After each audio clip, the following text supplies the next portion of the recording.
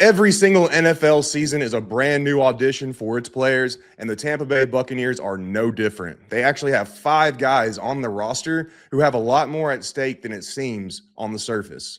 I'm Evan Winter with A to Z Sports. Let's break it all down. But before we get started, I do want to point out that this is our inaugural episode for our Buccaneers channel. So please like, subscribe, all that jazz. Let's get this thing started off on the right foot. So number one on this list has to be wide receiver Chris Godwin Jr.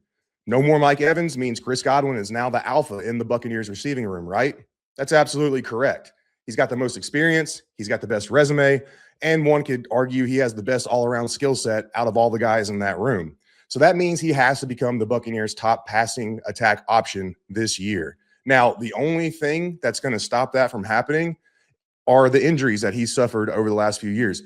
How much have those injuries taken away from what Chris Godwin Jr. can do on the field? We won't know that for sure until week 1 kicks off, but he did look a lot better towards the end of last season. Regardless, for whatever reason, if it does not work out with Chris Godwin in 2026, the Buccaneers have a club option that can take his contract off the books heading into the 2027 new league year. They have to approve that option on the final day of the 2026 season. So once the new league year starts in 2027, if the Buccaneers do not approve Chris Godwin's club option, he will not be on the team. So what does that mean contractually? Well, the Buccaneers will save about $22 million in cash, and then they'll save around $13 million in cap space, and then they'll eat around a little bit more than $16 million in dead money. While you don't want to eat that much in dead money, the cash savings on top of the ultimate cap savings does make it feasible for the Buccaneers to part ways with Chris Godwin if things don't work out in 2026. So Chris Godwin not only needs to become the top passing attack option for the offense, he's got to make sure he can still show that he's got the longevity to play out that 2027 year as well. So big year for Chris Godwin. And man, it pains me to even think about the Buccaneers losing Mike Evans and Chris Godwin in back-to-back off seasons, but that could be the reality we're facing once next year rolls around. So next up on this list is guard Ben Bredeson. Now, he's nowhere near as expensive as Chris Godwin. He's set to make $6.5 million in base salary with a $500,000 roster bonus next year. But like Godwin, the Buccaneers have a club option for his 2027 season as well. Now, Bredeson had a really good 2024 campaign, earned him that extension last year, the 3-year deal that he signed. 2025 was not as near as good.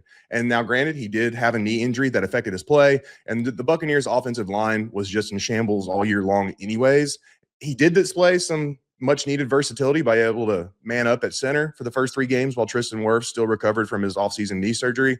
But still, his run blocking was nowhere near even average for the Buccaneers, but his pass protection was very good. Now, going back to the running game real quick, we all know the Buccaneers just struggled running the game as a whole, whether that's because of Josh Rezard and what he was doing or just the injuries up front, probably a combination of a lot of things, right? But still, the point stands that Ben Bredeson just did not have a very, very good 2025 season at all. And then when you add that on top of the injury and his club option going into the 2027, that just makes 2026 just as imperative as ever for him to step it up and get back to that 2024 form that we saw. Now, Ben Bredeson is not going to make a Pro Bowl. He's not a spectacular player, but he's a solid player. So it would be great to see him do this and step up in 2026. However, if he can't do that, then you're looking at potentially a 2027 offseason where the Buccaneers release Ben Bredeson. And the thing that adds to all of this is the Buccaneers drafted Billy Schrauth out of Notre Dame in the 5th round of this last year's draft. And the kid has a lot of talent. His biggest knock is that he just can't stay healthy. So if Schrauth can stay healthy and then show the signs of promise that got him drafted, we could be looking at a new starter on the offensive line in 2027. So that's why Ben Bredeson really needs to step it up this year for the Buccaneers. All right, so next up on this list is wide receiver Jalen McMillan. Now, I'll be real, the last 2 guys, it was more of a negative leaning vibe when it comes to breaking down why they have to have a good 2026 season, why there's a little bit more at stake for both of those guys and Chris Godwin Jr. and Ben Bredeson. Jalen McMillan's going to be more positive leaning, and that's because this is the 3rd year of his career. After year 3, Any player, doesn't matter where you've been drafted or if you weren't drafted, as long as you have 3 accrued seasons, you are up for an extension, a contract extension. So let's say Jalen McMillan just goes out and balls and ends up becoming the top passing attack option for the Buccaneers. Well, with everything I just talked about with Chris Godwin, if McMillan steps up and proves that he can be that guy, maybe the Buccaneers all of a sudden are like, let's pay Jalen McMillan. Let's make him our top guy. Take that money that we were going to pay Chris Godwin and give it to him. Now, look, I'm not saying Jalen McMillan's going to catch over 100 passes, 1,500 yards, 12 touchdowns, just have this elite all-pro season. Not saying that by any means, but this is an opportunity for him to really step up and show that he could be the guy in this offense, and that could subsequently get him paid at the end of the year. Now, if you're asking me long-term strategy-wise, is this a good idea? That's a different conversation for a different day. But regardless, the taking is there for Jalen McMillan. The opportunity is there. And if he can go out there and get it done, then he's setting himself up for a pretty exciting 2027 offseason, even if he doesn't get paid, because now he's going into a contract year. He has a great year under his belt, and now he can build off that in hopes of maybe getting paid after 2027. Either way, Jalen McMillan can get paid after this season. So go ahead, dude. Get out there, ball man, make some plays. So that's why Jalen McMillan is number 3 on this list.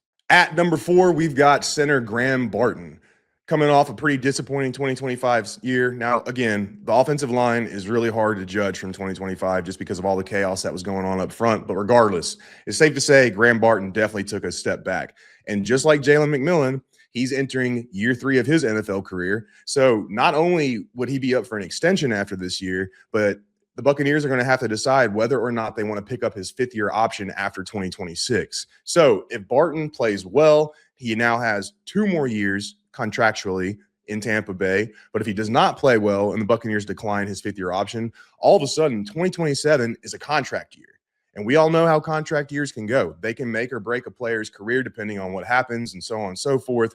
Either way, Graham Barton stands to either be a lot safer after this year in terms of his contract, or he's going to be going into a 2027 season where he's got to prove it big time if he not only wants to stay in Tampa Bay, but maybe get a contract from somewhere else, from another team that maybe believes in him or not. So Graham Barton, yeah, last year was rough. I mean, he did pretty well at left tackle, all things considered, for those first 3 games. But then he went back to center.